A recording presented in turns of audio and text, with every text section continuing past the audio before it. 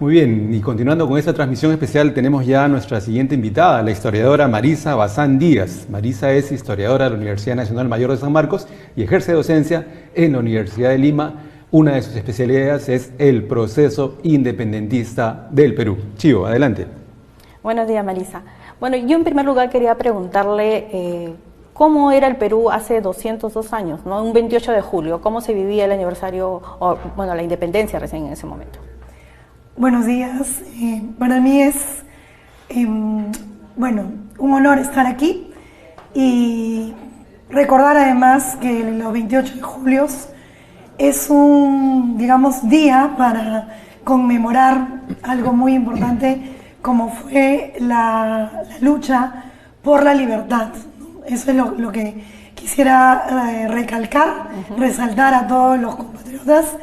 Este día debe ser para eso, para conmemorar. Miles de vidas fueron brindadas para ser justamente libres.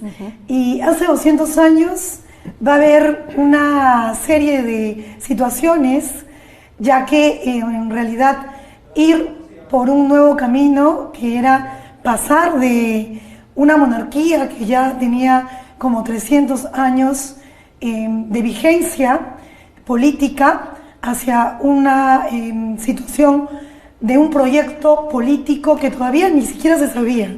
Hace 200 años, cuando San Martín proclama la independencia del Perú en la ciudad de Lima, no se sabía todavía qué íbamos a hacer. Hay un debate, una monarquía constitucional, que era la que planteaba San Martín, y por otro lado, la idea de una república. Bueno, ya sabemos nosotros que se decidió por la república, pero había mucha incertidumbre. Yo creo que eso podría ser el primer comentario de las personas: incertidumbre por la nueva forma de gobierno, incertidumbre por la guerra. ¿Se imaginan? Habían familias que dentro de sus propios grupos teníamos, por un lado, quizás hermanos de parte de la monarquía, los llamados realistas, y por otro lado los llamados patriotas, en una misma casa. Entonces se narra que en varias batallas justamente estos familiares estuvieron luchando uno del lado del otro, y también las madres, las mujeres que van ya sea de un bloque o del otro, van a aportar también. Entonces, más o menos vamos a tener un país alborotado, en incertidumbre, con esperanza, con valentía, con lucha y una serie de emociones y situaciones que hoy justamente es una fecha oficial, pero la independencia en realidad fue un proceso. Correcto, Marisa. Este tema que planteas es bien interesante, el de la incertidumbre, porque claro, hay una declaración de la independencia, está la formalidad de la declaración, pero sin embargo en el día a día la gente todavía vive con un pie en el régimen virreinal y con otro con la expectativa de saber qué es lo que pasará. En ese contexto quería preguntarte, ¿cuál es la situación o la condición de la población básicamente indígena? No hablando del grupo de los criollos, si se quiere, sino de la población indígena. ¿Qué pasaba con los peruanos indígenas en ese contexto de 1820, 21, 22, 24? Bien, igual como los actores que van a estar en la oficialidad, las autoridades, toda la población va a tener un impacto. En el caso de la población indígena, lo que puedo decir es que vamos a tener, por ejemplo, la participación dentro de las guerrillas, que eran grupos que no llegaron a ser propiamente militares, pero que van a tener un conocimiento del manejo de las armas y que van a actuar en combinación con los ejércitos. Ambos lados, el patriota y el realista, van a darle la relevancia a estos grupos de guerrillas. Pero también vamos a tener a las personas indígenas participando en las montoneras. Montonera viene de pelear a montón. Es decir, esta parte que va a participar lo hacían de manera más espontánea. Una preparación, digamos, que se va construyendo en el mismo despliegue de la guerra. pero también vamos a tener a muchas mujeres indígenas que van a participar como apoyo. Algunas le llaman rabonas. Este término se va, digamos, a volver más popular durante la guerra con Chile, pero existen estas mujeres. Lo podemos ver, por ejemplo, en las acuarelas de Pancho Fierro. Allí vemos a estas mujeres que van a cocinar un ejército, un grupo que está peleando, tiene que alimentarse, sino ¿cómo va a poder luchar? Pero además también se van a encargar de lavarles las heridas, curarlos, y algo creo yo muy importante, darles soporte emocional. ¿Se imaginan hoy estar vivo y mañana no saber, o horas después, porque están en una guerra? Entonces los sectores indígenas, varones y mujeres, también van a proveer de recursos, entregando papas, de repente algún otro tipo de alimentación a los ejércitos para que puedan prepararlo. Es decir, la población en general realmente va a poner el hombro en esta lucha por la libertad, por la independencia. Sí, Marisa, has mencionado el papel de las mujeres, ¿no? El papel fundamental que han tenido las mujeres y normalmente no se reconoce o no se las menciona. ¿Tú podrías indicarnos algunas de estas mujeres con nombre propio que estuvo y el papel importante que tuvo en esta gesta independentista? Sí, bueno, algunas de ellas podemos, por ejemplo, hablar de... hay muchas, pocas conocidas, pero una de ellas es Juana de Dios Manrique. Ella está en el panteón de los próceres, es la única mujer que está allí, deberían en realidad haber más. Claro. Esta mujer acompañó a un personaje que sí es conocido, José Olaya. Juana de Dios Manrique fue el nexo. Sin ella no se hubiera podido lograr que se diera circulación a las cartas que conectaron Lima con el Callao. En ese momento las fuerzas realistas habían retomado la ciudad de Lima. Eso es el año 1823. San Martín ya se había retirado del Perú, ya éramos una república, y José Olaya pues fue importante, pero Juana de Dios Manrique va a hacer una red de espionaje. Porque otra cosa importante de las mujeres, a propósito de tu pregunta, es que ellas van a ser las espías, van a actuar bajo su feminidad y van a aprovecharla para sacar información. También va a ser, por ejemplo, importante el uso de la tapada. Eso se va a sacarle provecho. La belleza de la mujer, eso lo narra una serie de viajeros. Entonces, en ese sentido, esta mujer fue bastante importante. Pero también tenemos a una mujer conocida, pero que quisiera mencionarla, que fue María Parado de Bellido.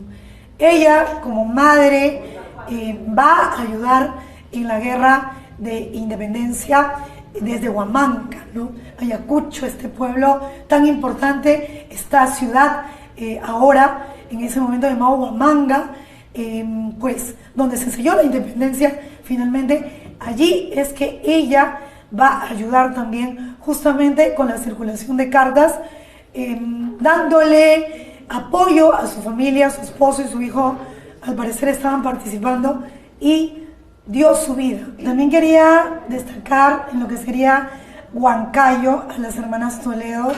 Ellas sabían que los ejércitos realistas incendiaban de manera muy cruel a todos aquellos que habían apoyado la causa de la patria, y estas hermanas van a detener el avance de parte de estos batallones realistas.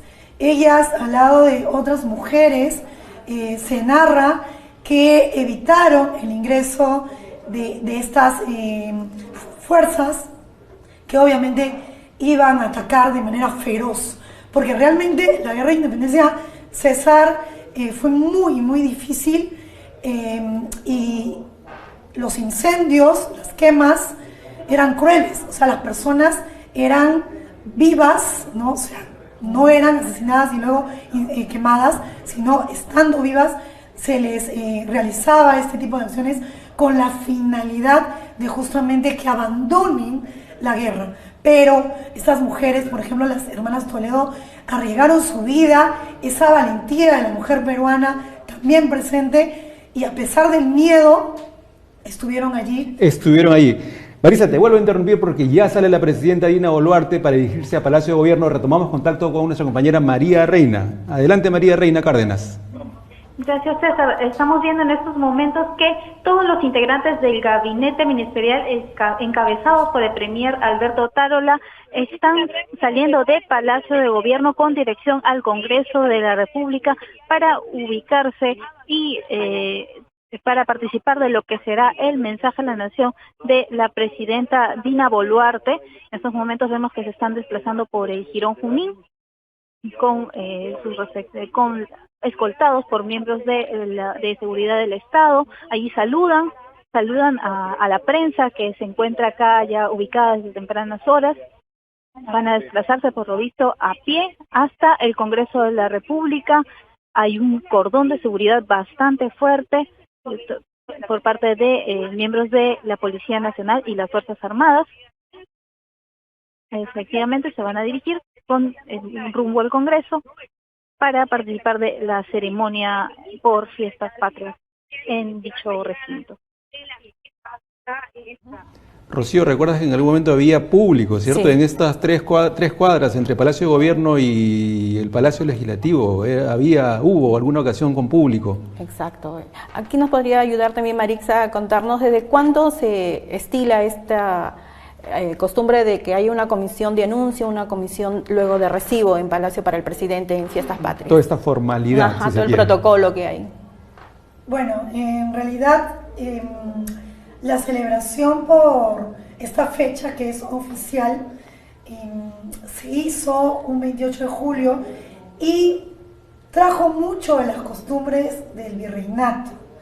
Entonces, por ejemplo, esto de la misa, en ese momento el público acompañaba, como bien lo señalaste. Se dice que San Martín, por ejemplo, instaló varios, digamos que como especie de estrados, donde él proclamó en 4 plazas, entre ellas pues, la plaza de armas, acompañado de la población, que en realidad principalmente eran los vecinos más notables de ese momento.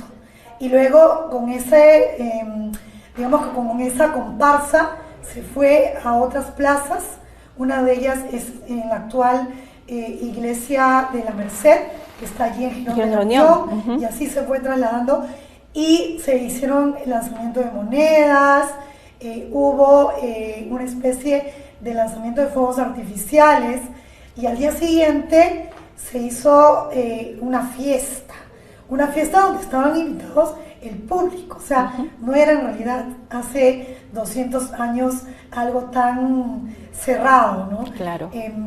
Pero sí había una selección. Los sectores populares no podían todos ingresar a esas reuniones. Entonces, yo creo que más bien el estilo siempre ha ido por allí. Y además, días después se hizo algo importante, retomando lo que hace un momento me preguntabas sobre las mujeres. San Martín reconoció a varias mujeres, no solamente civiles, sino también a monjas, como participantes en la causa de la libertad, entregándoles medallas. Y esto es lo que tenemos que no olvidar. La libertad es lo que se peleó hace 202 años, pero más. Y hoy es una fecha que nos renueva ese compromiso. Tenemos que hacerle honores a tantas mujeres y varones que dieron su vida, dieron su sangre, dieron su lucha y sus sueños para que hoy día seamos libres. Marisa, mientras seguimos mirando imágenes del traslado de la presidenta y su equipo ministerial hacia el Palacio Legislativo, quería preguntarte algo que siempre me he preguntado además. Cambia en el 21, cambia el régimen, por cierto, pasamos a un modelo republicano, digamos, pero ¿cómo es el día a día en las transacciones económicas? ¿Seguíamos utilizando las mismas monedas? ¿El pago de los tributos, por ejemplo? ¿Hemos cambiado ya de un régimen a otro? ¿Cómo era ese nivel del día a día en el plano económico? Bien, en realidad eso casi se mantuvo igual. Era muy difícil en ese momento renovar todo. Las personas piensan que el paso de un gobierno a otro ya era romper completamente con las costumbres de los españoles, pero no, el comercio va a tener el mismo estilo. Incluso, por ejemplo, el tributo indígena era el 40% que daba sustento al Estado. Entonces, ¿cómo quitarlo? San Martín digamos que lo dejó como que ya no se iba a cobrar, pero luego se dieron cuenta que no había presupuesto. Entonces se tuvo que renovar. Bolívar consolida justamente ese regreso al llamado tributo voluntario. Además, se va a señalar que los indígenas tributando era su manera de ahora ya no darle pleitesía al rey, sino a la patria. Entonces, hubo un cambio de discurso, de lenguaje, pero disfrazado, porque muchas cosas van a seguir siendo las mismas. Este tributo indígena se mantuvo hasta la época del Guano, César. Es decir, recién con el presidente Castilla vamos a tener que esto se abolió, ¿no? Se dejó de cobrar el tributo indígena, pero allí también se muestran las desigualdades. A pesar de que supuestamente ya éramos peruanos, los indígenas van a mantener el pago exclusivo del tributo hasta más o menos 1840, 60, por ahí, 60 si no me equivoco, y nos muestra que vamos a tener en este periodo de tránsito muchas continuidades. Sí, cambiamos de ser una monarquía o parte de una monarquía a una república, pero hubieron muchas cosas, sobre todo en el caso de los sectores populares, que se van a mantener tal cual. El comercio va a seguir siendo primario exportador. Lo que van a crecer, Rocío y César, son las deudas, porque la guerra no era gratis. Marisa, ¿sí? Solo para tener claridad, el tributo indígena era de 40%. ¿Cuánto tributaba el resto de la población? Llamemos criollos, el resto de la población. ¿Cuánto tributaba? En realidad, los privilegios del sector criollo eran grandes.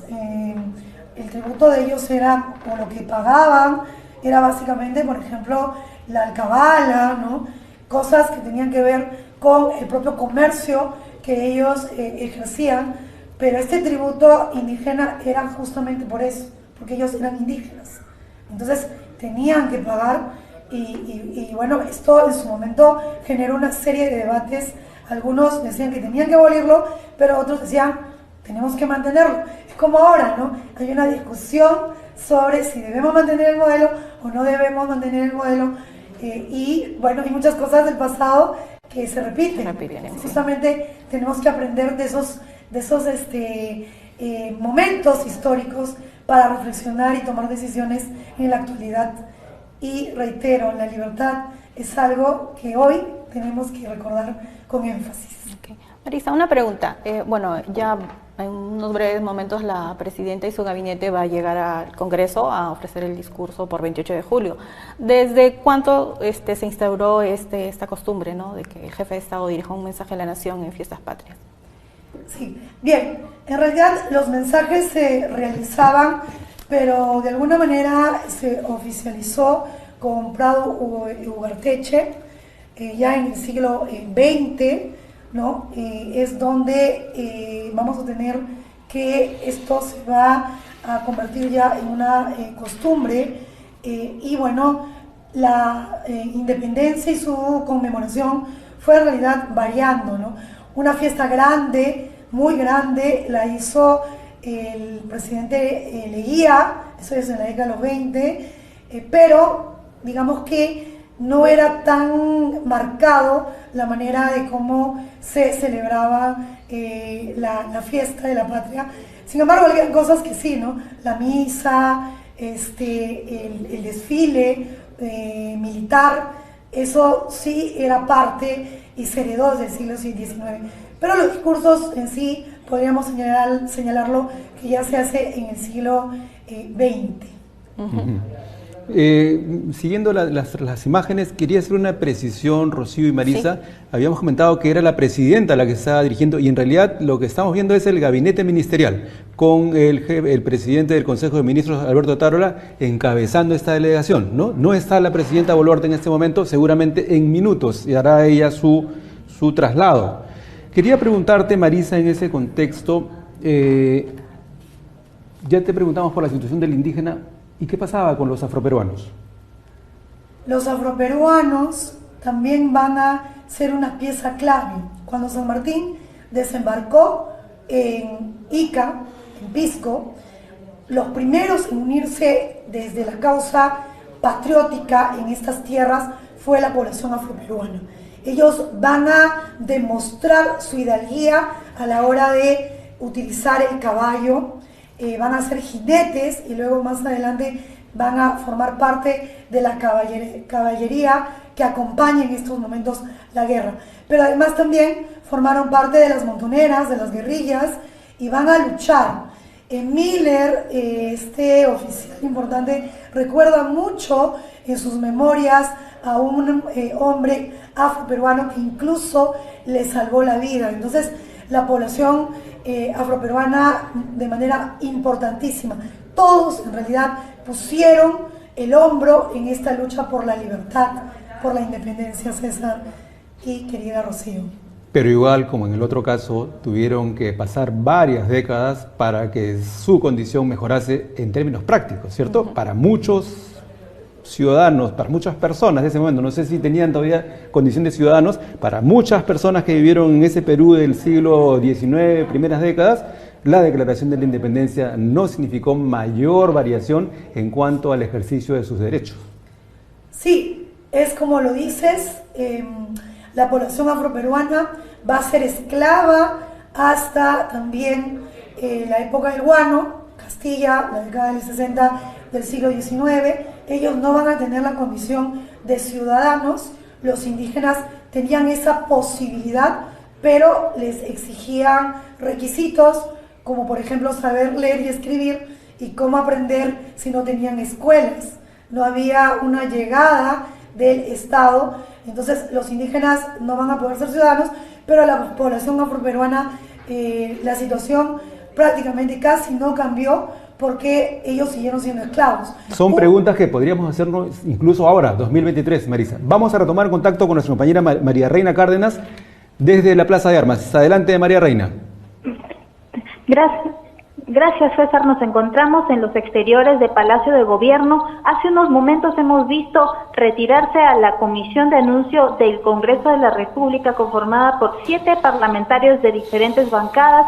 Ellos se retiraron en diferentes vehículos oficiales con dirección al Congreso. En estos momentos estamos a la espera entonces de que la Presidenta de la República, Dina Boluarte, salga con dirección al Congreso de la República para dar su mensaje a la nación durante la sesión solemne que ya ha iniciado en el Palacio Legislativo. Pues no sé si tendrán alguna consulta en estudios.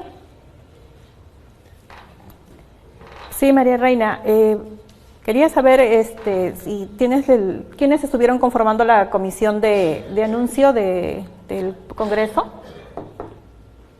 Porque vemos que se retiran en auto, ¿verdad? Efectivamente, la comisión de anuncio estuvo conformada por los congresistas Víctor Flores, Wilson Soto, Rocío Torres, Alex Paredes, Jessica Córdoba, Kira Alcarraz y Jorge Guayla. Con estos 7 parlamentarios de diferentes bancadas que fueron designados para la comisión de anuncio, y como dijimos hace unos momentos, ellos ya se han retirado y queda solo esperar que la Presidenta de la República se desplace con dirección al Palacio Legislativo. No sabemos si lo hará a pie, si lo hará en un vehículo oficial, igual que los congresistas de la comisión de anuncio. Eso por ahora ya lo sabremos más adelante seguramente. Bueno, en realidad quedan solo 21 minutos para las 11. Está previsto, según el programa, que a las 11 de la mañana la presidenta Dina Boluarte inicie el mensaje de la nación. La expectativa es grande. Hay temas, varios temas importantes que preocupan a los peruanos y en realidad esperamos anuncios y definición de políticas públicas clave en esos segmentos. ¿Cuáles son estos temas de interés en el momento? Básicamente el tema económico. La situación en los mercados es algo objetivo. la situación de la inseguridad ciudadana y, por cierto, los temas que tienen que ver con gobernabilidad. Chicos, seguimos con nuestra invitada Marisa Bazán Díaz. Hemos estado conversando de varios temas, nos hemos ido además enterando e informando, Marisa, sobre lo que pasaba en ese Perú de 1821 y siguientes años. ¿Qué reflexión podrías plantearte un poco como resumen, como digamos, una mirada integral de lo que ha sido, lo que fue este proceso, pero además que nos deja pues siempre tareas pendientes, ¿no? 202 años después todavía tenemos dificultades que están ancladas en algunos casos en eso que es ahora historia. Bueno, hace 200 años y más, ¿no? Más de 200 años en realidad, hombres y mujeres apostaron por un país mejor. Esa es la promesa que nos dio este proceso de independencia. Tenemos que, por ejemplo, pensar en que el gobierno, el Estado peruano, tiene que llegar hacia las regiones. Han pasado más de 200 años. Hace un momento mencionaba que los indígenas tenían la posibilidad de ser ciudadanos, pero ¿cómo lograrlo? Porque para ello tenían que saber leer y escribir en español. Nosotros tenemos varios idiomas. Es importante dar relevancia y reconocimiento al quechua. Se intentó hacer en uno de los gobiernos, sabemos que este fue el de Velasco, pero luego no se retomó la idea, más allá de la postura que podamos tener frente a este presidente, pero la idea de el quechua y darle un realce es también una tarea pendiente. La educación que debe no solamente estar concentrada en Lima, sino en las provincias, una educación de calidad, que fue también otra de las promesas de la independencia.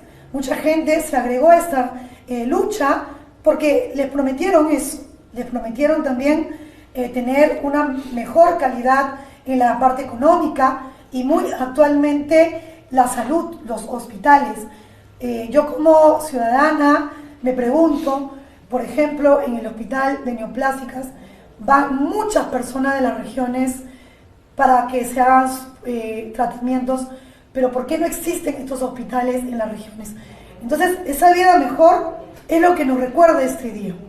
Estos hospitales, escuelas, este trato en igualdad, la población afroperuana fue postergada y lamentablemente otra cosa pendiente es la discriminación. Hay que hacer una lucha contra la discriminación. Esto viene desde muy atrás, han pasado siglos y lamentablemente hay personas que siguen teniendo este tipo de prácticas.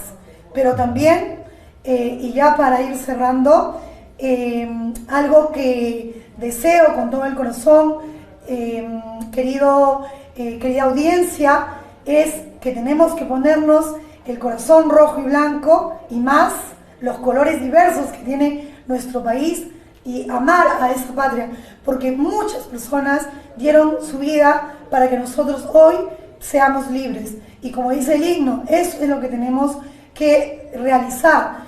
Renovemos este día ese compromiso, que no sea en vano tanto sacrificio de hombres y mujeres que hace más de 200 años dieron la vida y apostaron por un Perú mejor. Yo no digo felices fiestas patrias, lo que digo es 28 de julio, la conmemoración de la libertad, la conmemoración de la patria, y debemos en ese sentido renovar esos lazos con nuestros ancestros.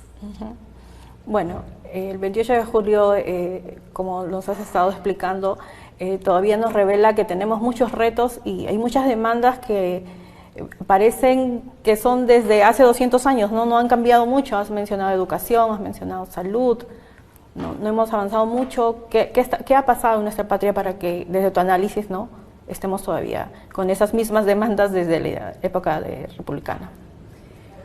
Bien, desde la historia, lo que yo podría decirles al respecto es que justamente el no haber tenido una inclusión, o sea, la República Peruana, como lo señaló en su momento el gran maestro Manuel González Prada y también el historiador Tito Flores Galindo, fue una república sin ciudadanos.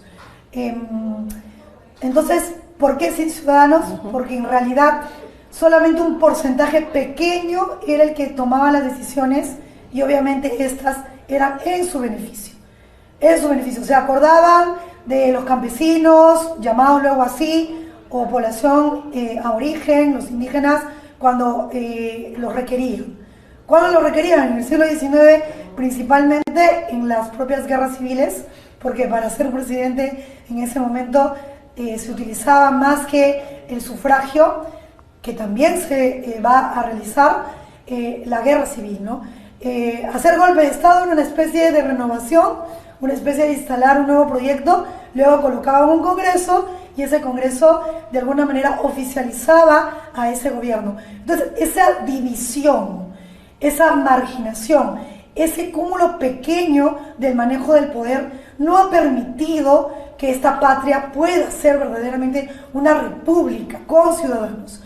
Y actualmente tenemos que trabajar muchísimo en la construcción justamente de la conciencia ciudadana. Y eso no solamente parte del Estado, ya todos tienen derechos desde la Constitución del 79 a ser ciudadanos, alfabetos y analfabetos. Pero queda un reto de la propia población. Valoremos esos deberes y esos derechos, esa ciudadanía y ejerzámoslos. Muy bien, Marisa.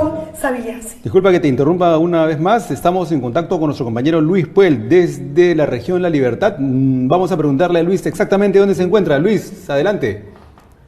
Gracias, César. Muy buenos días. Feliz 28 para todos. Estamos cerca del centro de la ciudad, donde obviamente la población ha salido un poco a visitar los templos, a disfrutar del sol. Hoy ha salido sol.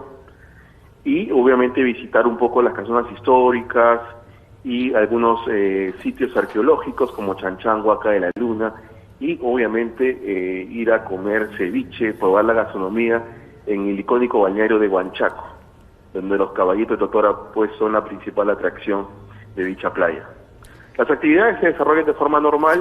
Ayer fueron las actividades oficiales por 202 años de la independencia del Perú, pero hoy ya digamos que todas las instituciones públicas y privadas están cerradas sus puertas. Sin embargo, la población transita de forma normal hasta ahora.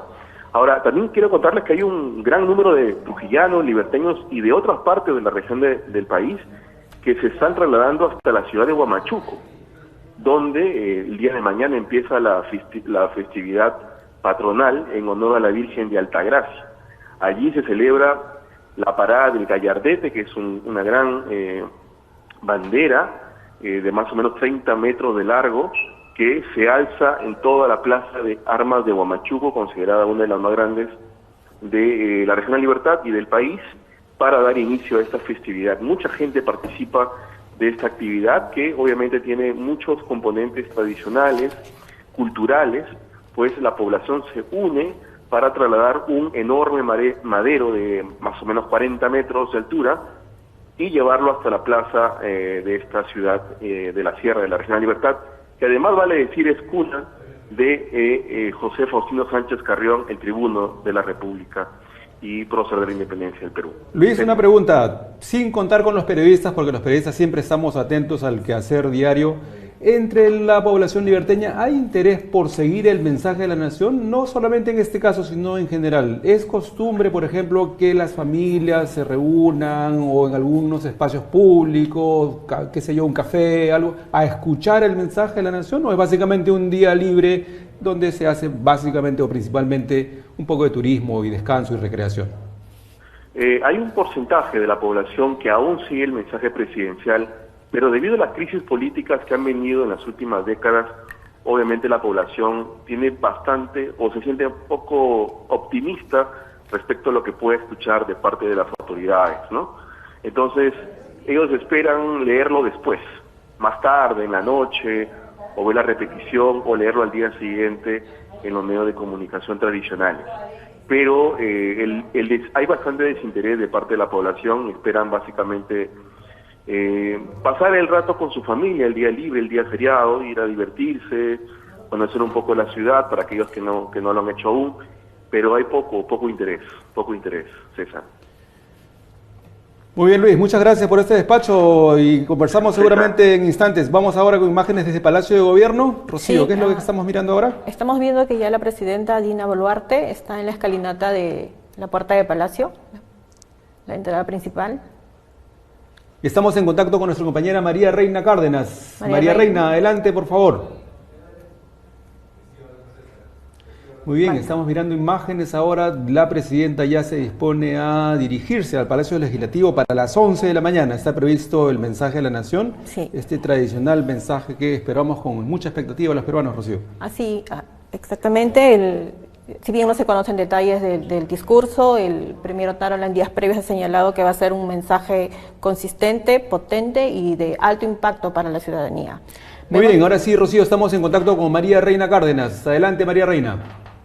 Gracias, César. Rocío. Nos encontramos desde los exteriores del Palacio de Gobierno. Acaba de salir la presidenta Dina Boluarte y en estos momentos va a ingresar al vehículo oficial con el cual se dirigirá al Congreso de la República para dar su mensaje a la nación por fiestas patrias. Recordemos que había mucha expectativa sobre cómo es que la jefa de Estado se dirigiría hacia dicho recinto. Ahora sabemos que lo hará en su vehículo oficial, al igual que la comisión de anuncio que hace unos momentos se retiró, conformada por 7 congresistas. Ellos igualmente se retiraron en diferentes vehículos oficiales. Ahora la jefa de Estado hará lo propio para desplazarse al Congreso de la República para la sesión solemne que ya en estos momentos se realiza en dicho recinto. Efectivamente llegará la comisión de recibo, la estará esperando y luego ingresará al hemiciclo de sesiones donde dará su primer mensaje a la nación por fiestas patrias como jefa de Estado. Muy bien, María Reina, muchas gracias y estamos siguiendo con mucha expectativa el desarrollo de esta jornada en que celebramos el 202 aniversario de la Declaración de la Independencia del Perú. Seguimos en contacto en breve, María Reina. Ya un poco para cerrar con nuestra invitada Marisa Bazán Díaz, historiadora de la Universidad Nacional Mayor de San Marcos y catedrática de la Universidad de Lima. Quería preguntarle justamente por ese nivel del mundo de la academia. Como docente, como historiadora, ¿ves en los jóvenes peruanos, 18, 20 años, interés por conocer la historia? Bueno, yo tengo la esperanza que los jóvenes renueven en realidad fortalezcan, porque como decía hace un momento, la ciudadanía es algo que hay que trabajar muchísimo en... Sí, adelante. ¿Continúo? Sí, continúa, Marisa. Bueno, le decía que hace un momento yo mencionaba que una tarea pendiente es la construcción del fortalecimiento de la ciudadanía, así que invito a los jóvenes a que no olviden la relevancia de este día, porque es, digamos, la fecha que conmemora ese sacrificio de muchos peruanos y peruanas. Jóvenes, ustedes tienen que recordarlo. 28 de julio no es solo una fiesta, 28 de julio es más que eso. Y para ello confío en que los chicos puedan demostrar ese patriotismo.